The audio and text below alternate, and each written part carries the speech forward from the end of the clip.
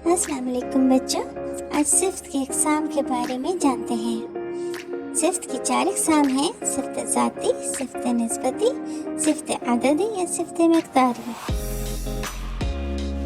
सिफ्त ज़ाती ये वो सिफ्त है जिसमें सिफ्त के मायने हमेशा के लिए पाए जाएं, जैसे गोल ज़मीन, चमकता सूरज। सिफ्त निस्बती ये वो इस्म है जिसमें किसी चीज़ से निस्बत या लगाव मालूम हो, जैसे ईरानी कालीन, काबुली चने वगैरह।